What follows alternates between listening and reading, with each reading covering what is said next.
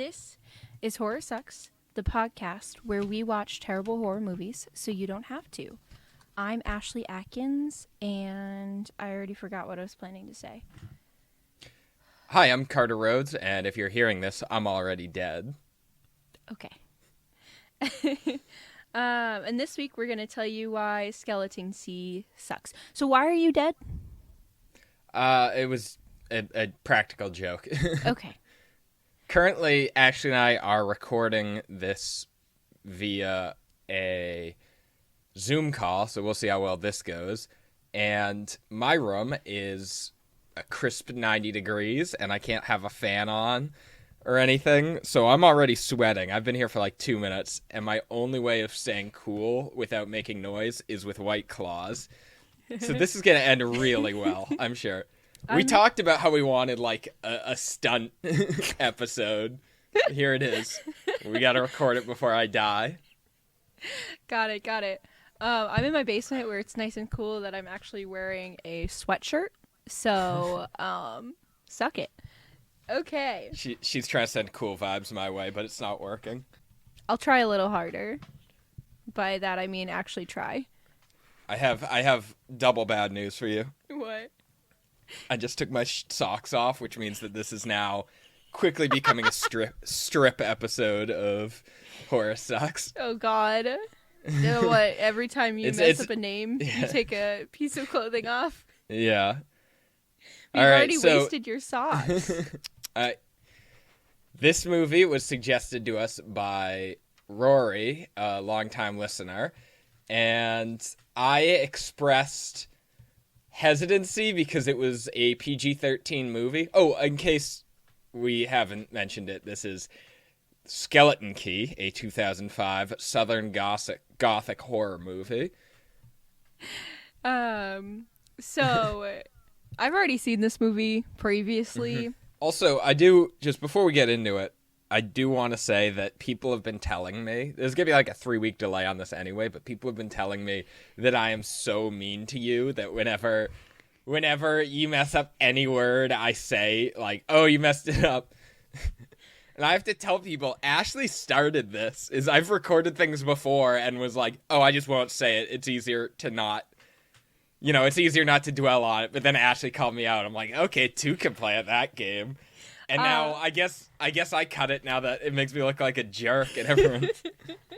It's funny because I definitely cut it out of the ones that I was editing that I definitely gave you a really hard time about. So people don't know the true backlog of me abusing Carter. Abusing's a strong word, but harassing, yes, harassing. But I will say, by the time this episode comes out, I do think Leprechaun 5 will be out, and they'll realize that it's both ways. Yeah. Leprechaun 5 is the most brutal one yet for both of us. It's a lot of attacking. In good nature. So, okay. For first-time viewers, here is how we structure this show. First, we give you a plot summary. We follow it up with some fun facts about the movie and cast. Then we delve into what we liked, didn't like, and found spooky in a section that we surprised call The Good, the Bad, and the Spooky. And then we give you our overall thoughts, a dialogue highlight, and then we tell you to say spooky. Did I miss anything? No, I think you're good. And with that... the ratings. Oh, yeah, and we're going to rate it at the end. Which is naturally what you guys must be tuning in for. Oh, that's the only reason to tune in, considering I haven't figured out my rating yet. No, I definitely have my rating. But with that, Carter, take it away and give us the plot. Okay, so the film begins in New Orleans. Caroline is a hospital attending who eventually quits her job at the hospice because it's too cruel and impersonal watching people die with no loved ones to take care of them. So she quits and she finds a job as a hospice nurse at a decrepit rural house inhabited by Violet and Ben. Ben's had a stroke. Strong. It's pretty decrepit. All right, fair. It's inhabited by Violet and Ben, Ben has had a stroke and cannot move or speak, and Violet is initially hostile towards Caroline, but Caroline is convinced by the estate lawyer Luke to take the job. The house has no mirrors of any kind, and Ben is just deeply agitated. One night he crawls away on the roof and falls off, and luckily he's uninjured. But when Caroline goes to get his wheelchair, she sees that he has written "Help me" on his sheets. So that's odd. She's given a skeleton key to the house, and she hears a noise in the attic. And following up with that, she finds a supposedly abandoned room filled with hoodoo paraphernalia. Hoodoo being a southern, not religion, but system of magic, I suppose, similar to voodoo, except voodoo is a religion, whereas hoodoo is more, there's no codified set of beliefs or anything. But I believe it is the same origins. It's similar origins, but the movie kind of goes into the difference between them more so. I think hoodoo has roots in African tradition similar to voodoo, but it was originated in the States. Okay. I hope see. I don't butcher that and make people mad at us. So when she sees the hoodoo supplies in the attic, she also discovers a record called Conjure of Sacrifice, which appears to be some kind of a spell. And when she confronts Violet about all that, Violet reveals that the house was previously owned way back in the day, a couple generations ago, by this guy who kept Mama Cecile and Papa Justify as servants.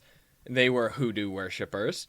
But after one night, it was discovered they were practicing the magic on the children, so they were lynched outside. Caroline doesn't believe in the magic, but she does believe that it will have placebo effects on Ben.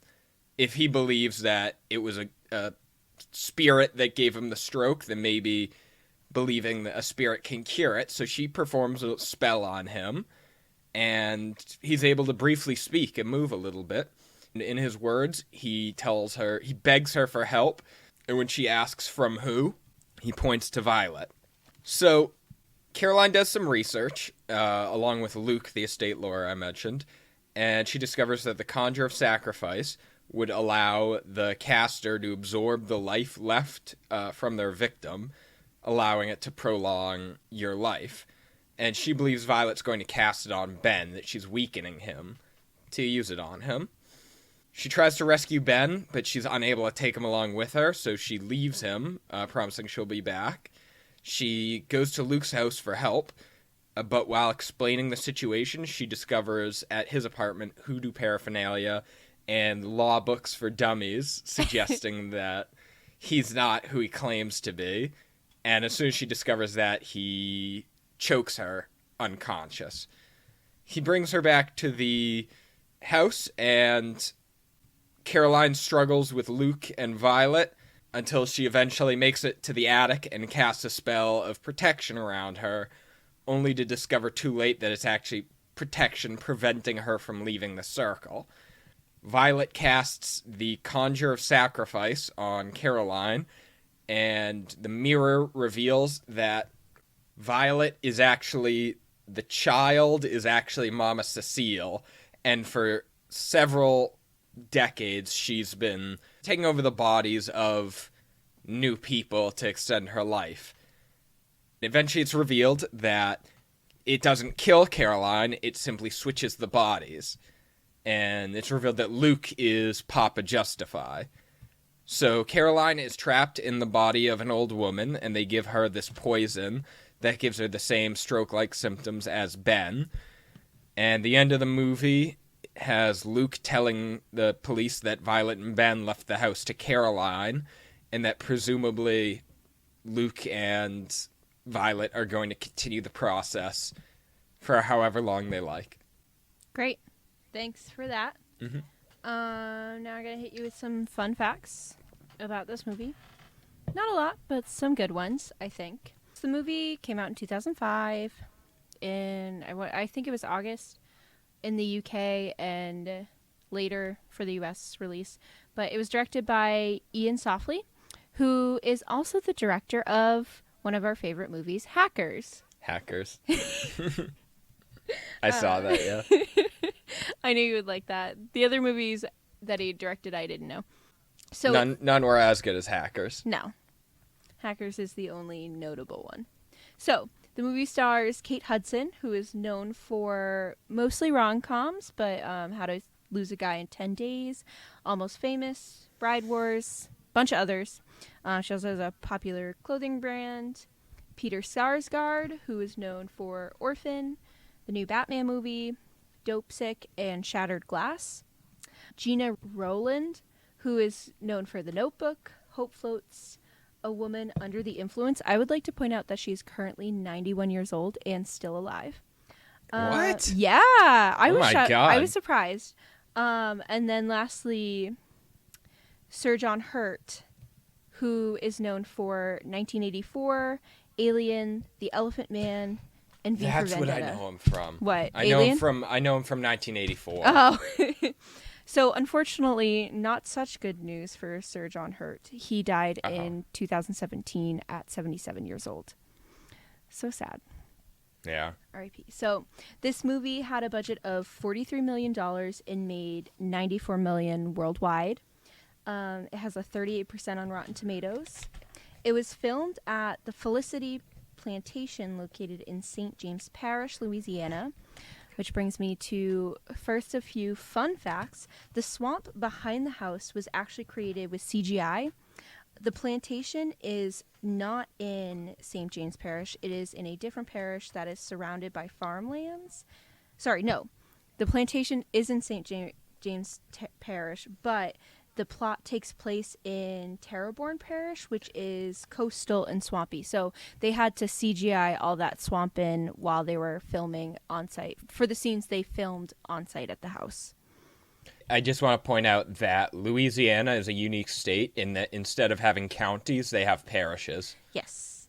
And then Sir John Hurt actually wanted to perform the stunt where Ben falls off the roof, but he wasn't allowed to because it was deemed too dangerous and they were not confident that he wouldn't get hurt.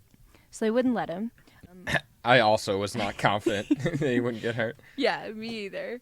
On the contrary, though, Kate Hudson did all of her stunts except for the very end with the mirrors. And then Kate Hudson read the script and immediately signed on because she had never been in a horror movie and she was really excited to do so. But lastly, this is the best fact that I think you'll really enjoy, Carter. So you know the scene where she goes into the gas station?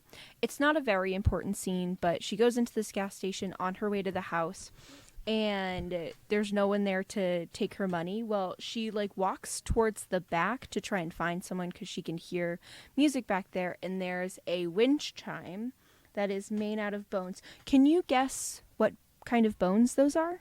Let me think. It's probably not dinosaur bones. Alligator bones?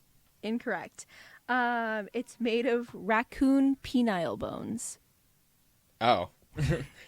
That's not as exciting as I thought it would be. Kind of just gross. No, you didn't love it? No. Some mammals have bones in their penis. And raccoons are one. Yeah, humans aren't one. So yeah, that's all the facts I have. So I guess we can get into our favorite segment. The good. Dun dun dun. Do you want to start us off? Probably my favorite part of the entire movie was the cinematography. It was just beautiful. The way that he filmed mirror shots. What was the director's name again? Ian Softly. Leon? Okay. Ian? I don't know how to pronounce it. Yeah, so Softly would film a lot of shots from a mirror, and the way that they filmed those shots really made it feel like someone was watching them. There's a tired trope in horror movies where someone's at a mirror, and they move the mirror a little bit, and then you see someone behind them. There was none of this, as you felt like you were watching them, that something was watching this person through the mirror. It was very interesting. Every time someone put a key in the lock, it would show like a broken apart, almost cutaway of the lock and the key turning in it. It was very cool to watch. There were a lot of transitions of people walking up towards the door, and the camera would continue backing through the door, through the keyhole, and then they'd open it. All around, it was extremely talented, and I was really impressed with it. Okay. Interesting take. Did you not care for the cinematography? So I liked the things that you point out, but I thought there was a lot of reasons that it wasn't my favorite and that it's not in my good. So I'll talk about those later, but you have some good points there as to why they're good. I do have parts that I also put on my bad list, though. Okay, so don't worry. Good. I was like, uh-oh, are we going to have one of these episodes where we just argue?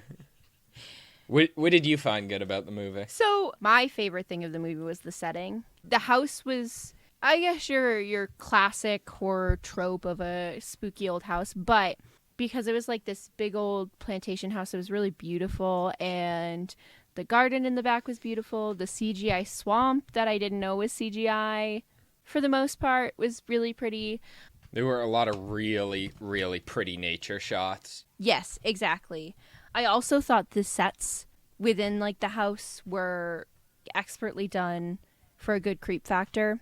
I don't think they were emphasized enough, and I'll get into that later, but as a whole, if like we took a picture of it, I would be like, wow, that's good. There's not a lot of horror movies that are known for Louisiana, but I think it's a pretty good setting. Bayou horror is one of my favorite genres. Nice. Can't wait to watch more then. There's something really, really spooky about it. It's humid, it's hot, there's alligators are waiting to kill you in the swamps. It's just really, really unique atmosphere for horror. I love it. Also, like, we're from a northern state, so like it's also very different for us. For like, me, I'm like very intrigued by it. The dialogue in general was really good. I just could listen to the characters talk forever because they spoke like they were Southern. They didn't speak like someone was writing a Southern character, which happens too many times. I don't know how authentic the dialogue was, but it at least sounded natural. Yeah.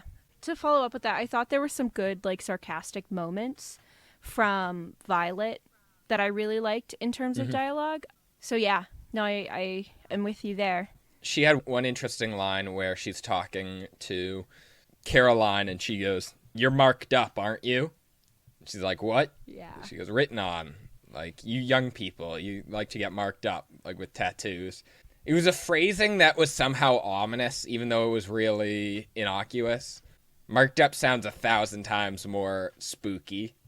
So the next thing I really liked was, I put the cast, but really Sir John Hurt was fantastic. He had like maybe a total of 4 lines, but he delivered very, very well. But this cast was like pretty impressive in terms of looks. I don't know if the acting was great from all of them, but I was pretty impressed with just the cast. I thought they did a pretty good job. I didn't really feel like anyone nailed it, but no one was a bad part of the film. Everyone did a solid job, so no complaints. Fair. To open the movie, like the entire first half was basically a thriller, and the horror was almost a distraction from it, and I loved it. It was following, as Caroline just tried to figure out what Ben was trying to say, what was bothering him, why he thought Violet was behind it. And it will come up later that it was a problem, because that's how they tied all their tension in, was with this, her not understanding what was happening. But I did like the first part of the movie of just shifting what is the problem. Is it a haunted house, ghosts, voodoo? There's a little air of mystery as to what was going on.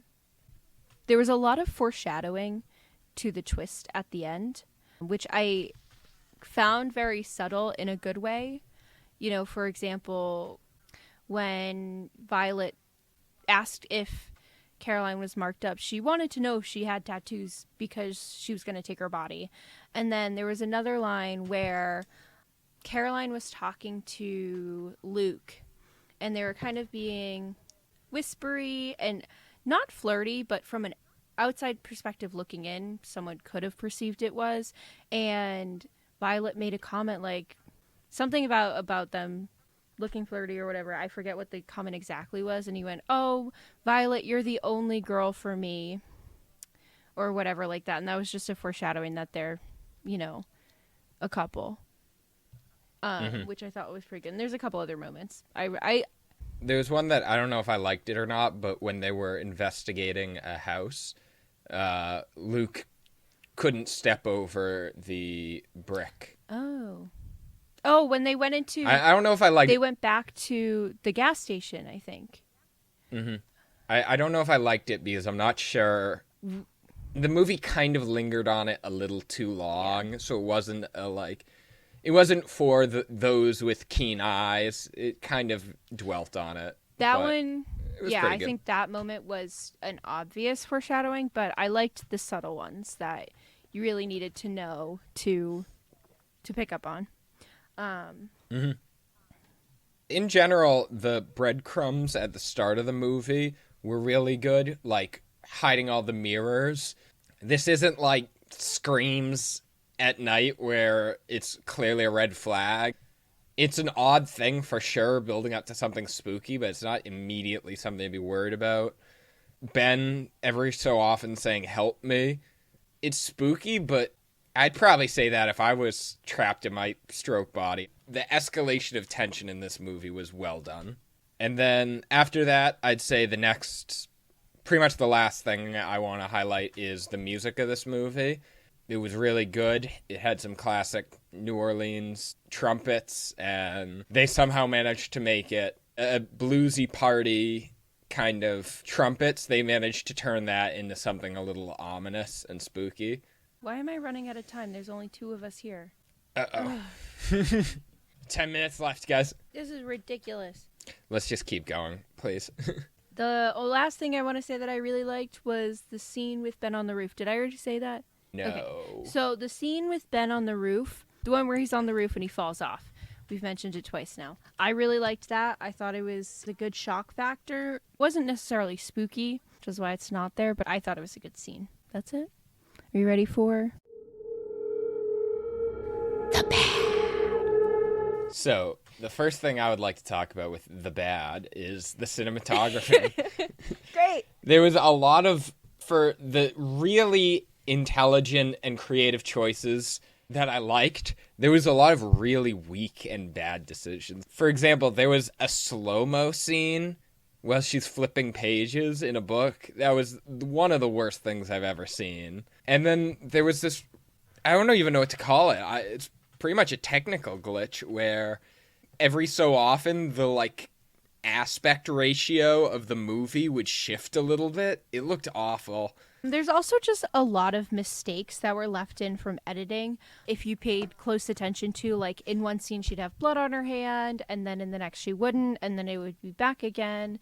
Same thing with the tears and the mascara. So it was kind of weirdly sloppy at some moments and then not the others.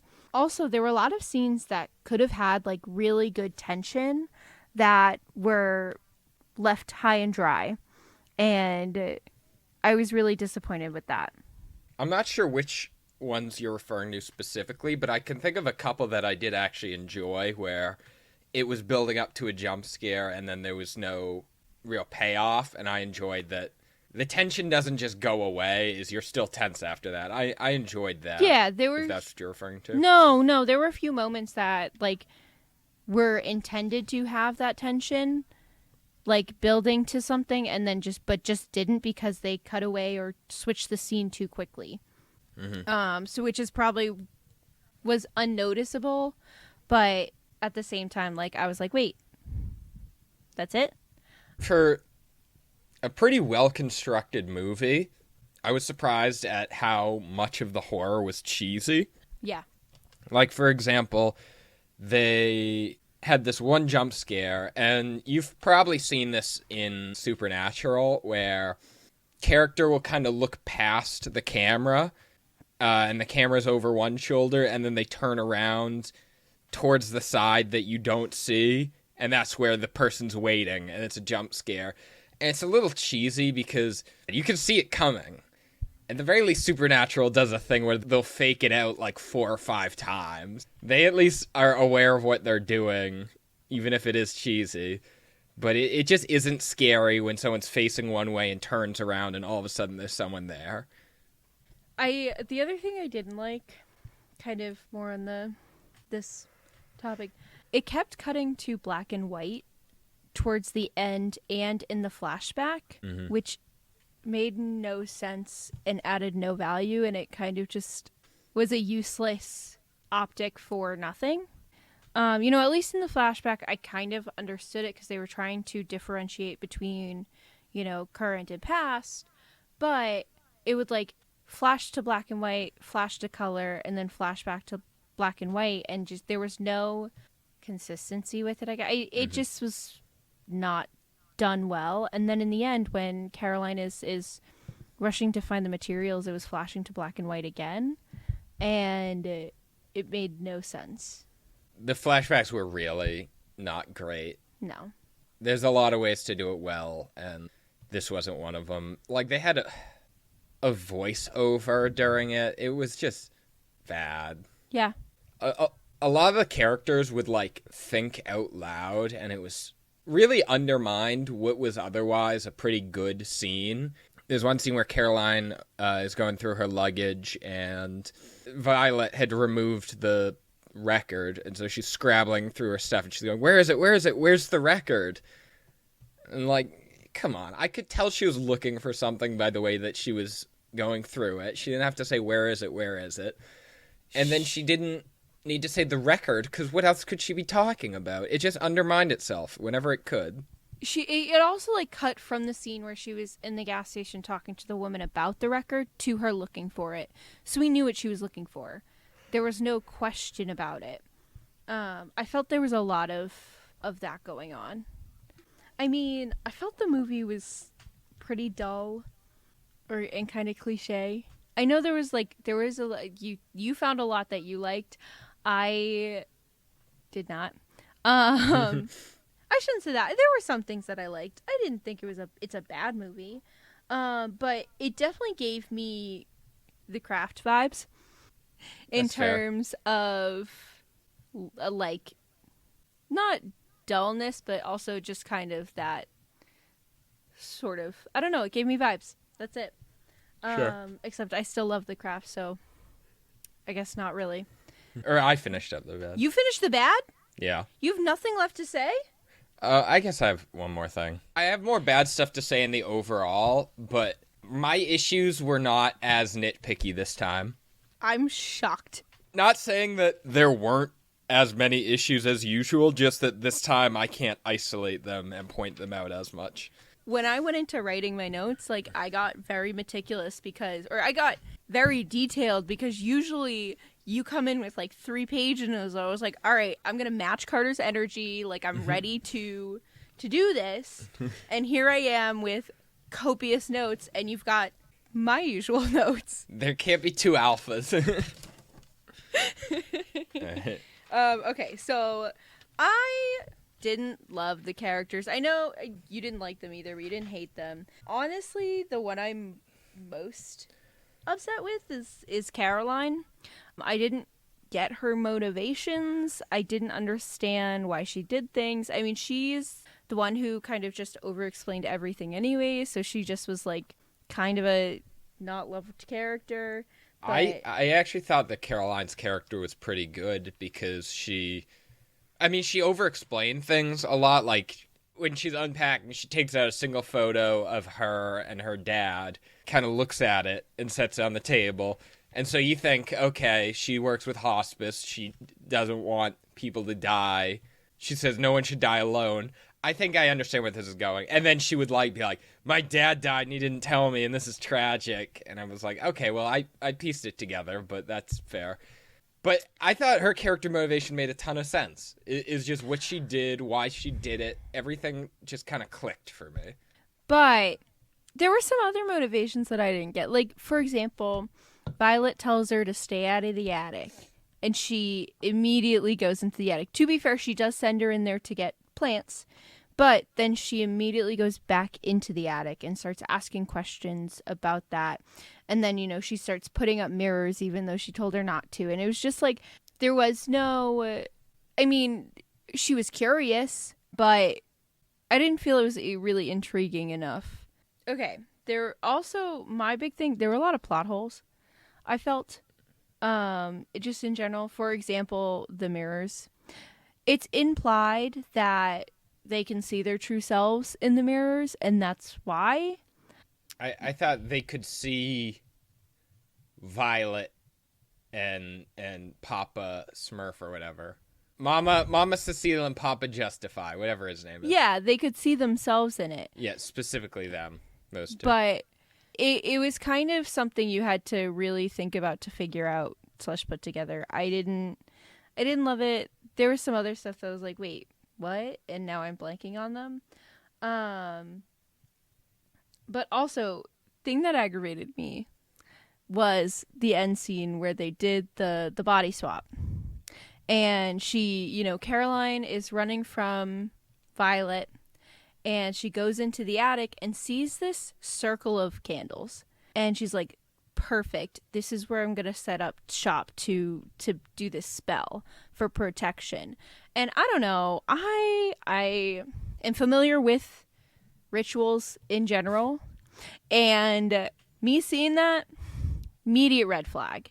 I'm not going to, even though there's a big space on the floor, I'm not going to, set up shop to draw something on the floor.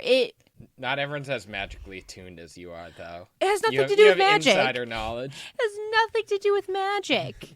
You can pick up the vibes of the room and be like, these are bad vibes, but not everyone's that good at it. People might mistake them for good vibes. Okay, I want to know, it's in the attic. Why are there, 100 lit candles in the attic in a circle? It was recent, I think.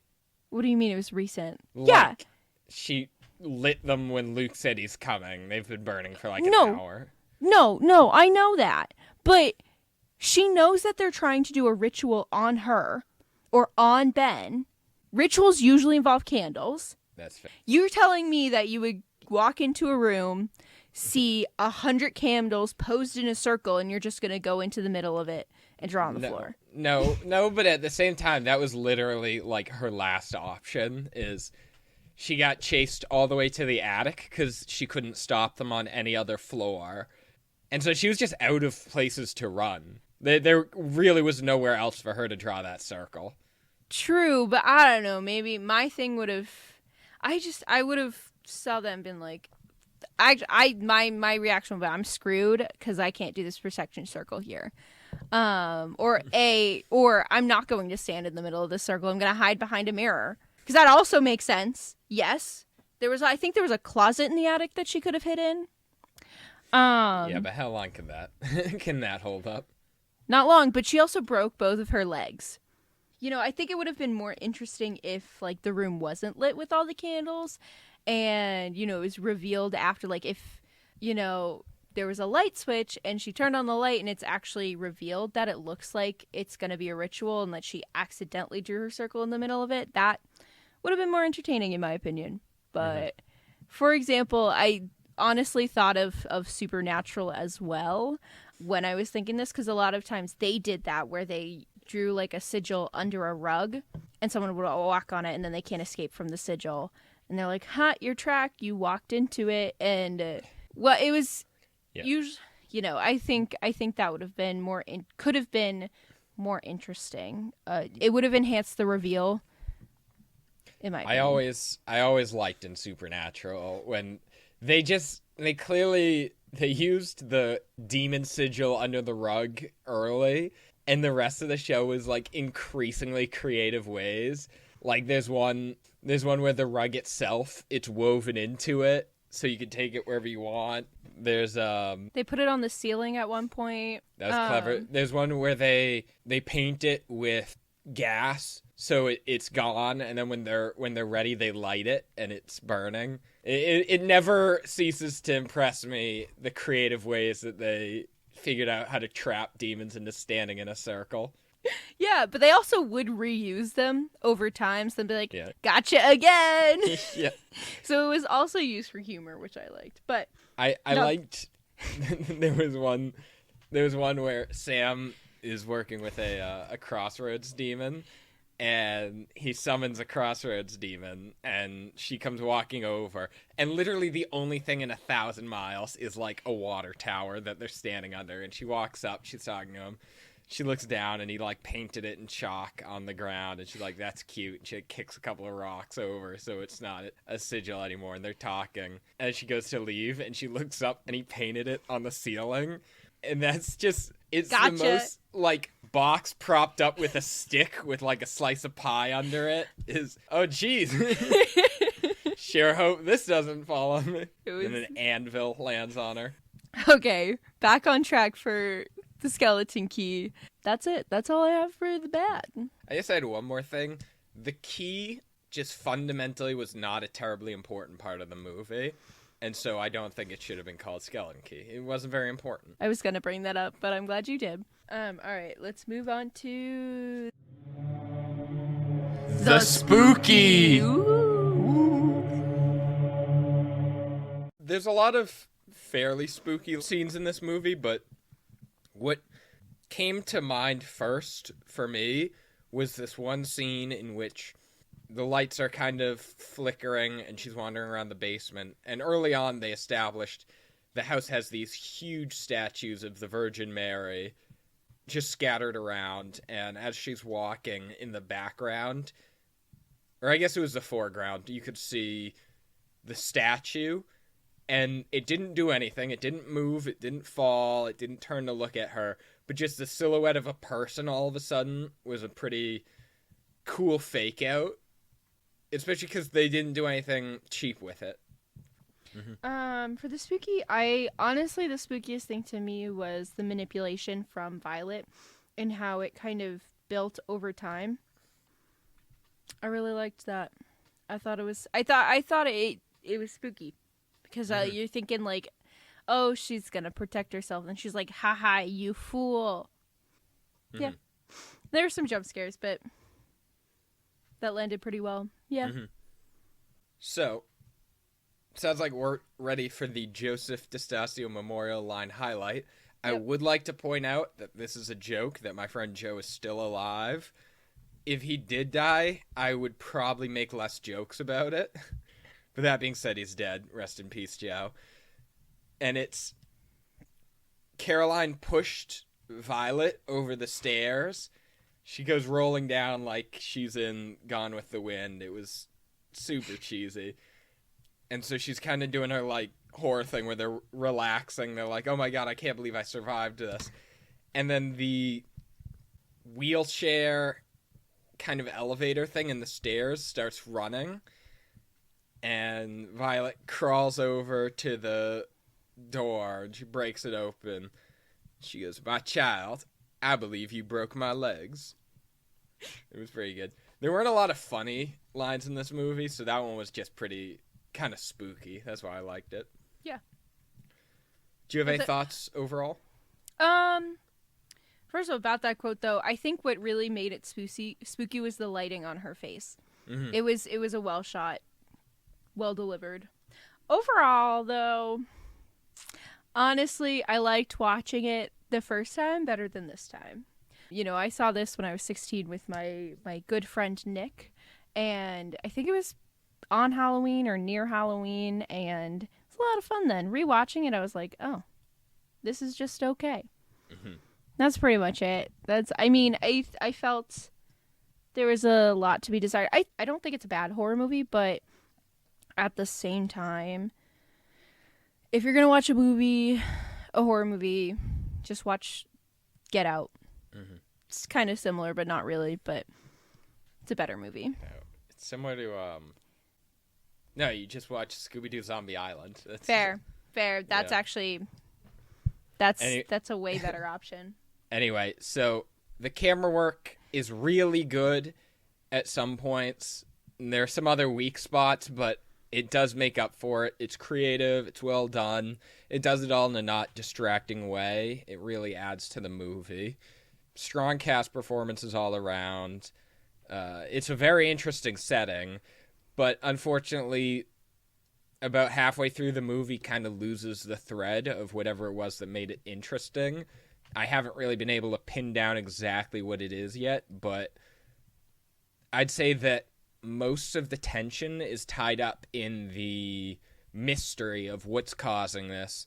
Is it magic? Who's doing this? Is this the house? Is this Violet? By the time there's a reveal, most of the tension is gone. By the ending scene, I wasn't afraid. I was barely interested. There's two particularly scary concepts about this movie: being trapped in someone else's body and being unable to express that and like ask for help, and being in a house where you don't know what the villain is. You don't know who you can trust.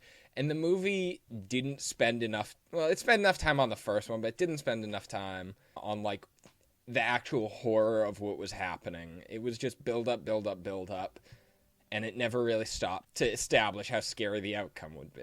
So, this movie is basically Scooby-Doo Zombie Island. And yes, I am comparing it because they are both take place in Louisiana, in the bayou. Yes, that is where the comparisons end. But it's kind of what you'd expect, like a run-of-the-mill movie, and then it does surprise you. Unlike Scooby-Doo Zombie Island, this one has a disappointing ending, and peters out, but it keeps a spark of that original energy to begin with, and that's worth mentioning. Good. Are you ready for your rating? I am. I'd rather you go first because I don't have a thing to say. Okay. I'm giving it 5 raccoon penile bones. That's a good one. I also gave it 5, but I gave it giant statues of the Virgin Mary. Okay. All right. So, what are we watching next week? It's your choice. Fudge. It is my choice. We talked about Event Horizon. Yes, we're going to watch Event Horizon next week, which is available. I just really do love every time. I'm never going to cut this where we're like, oh, shoot, I forgot to Google where to find it.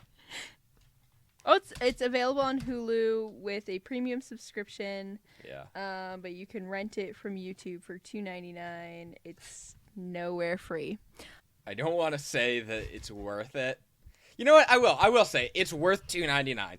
I'm not saying it's good. I'm just saying it's worth $2.99. You'll have fun. I bought it at Savers for $3.99. That's tough. All their movies are $3.99. Listen, at least I didn't buy an empty case. Fuck you. I made sure to check. I was like, I can't do this. Carter already did it once. I've learned from your mistakes. So yeah, we'll be watching Event Horizon. Carter says it's worth watching. Yeah. It stars Sam Neill, Lawrence Fishburne, I think presumably other characters. I don't know. Not a super noteworthy class. We don't have to go through this right now. Okay, well, first of all, Sam Neill, Lawrence Fishburne. Okay, yes. Full stop. That's a famous enough cast. Yeah, we didn't need to go through the rest of them, though. Yeah, that's fair. Well, I just... Honestly, what I didn't want to do was I didn't want to name the two most famous guys and then have, find out later that Sigourney Weaver was in it and I just forgot about it. And everyone's like, gee, I wonder why Carter forgot her. No, there's no one else that's extremely notable. Mm-hmm. I'm going to go with extremely notable. You are very notable, Miss Quinlan, and I already forgot the other one. Very notable. We'd love to have you on the podcast. Okay. All right. I think it's time to wrap this shindig up. Did you want to compare this movie to anything? Yeah, I wanted to compare it to Scooby-Doo Zombie Island. Oh, you already did that. Okay, I forgot. All right. So thank you all for listening. If you like what you heard, Please rate, review, and subscribe. You can also find us on Instagram where you can message us and chat with us, and I will respond as long as you don't just say hey. Still been getting a lot of weird messages on Instagram. Please cheer me up. What else? Oh, we'd love your feedback if you have any to share. I know some of you do. I know a lot of you don't. And if you have any recommendations, let us know. We're also working on a website, which will probably be up by the time this episode comes out. And if it is up, make sure you subscribe to our email list, because we'll be doing that as well. Okay. Remember, stay spooky. Horror Sucks is brought to you by Wild Thing Media, production and music done by Ashley, and editing done by Carter. Thanks for listening. Toodaloo.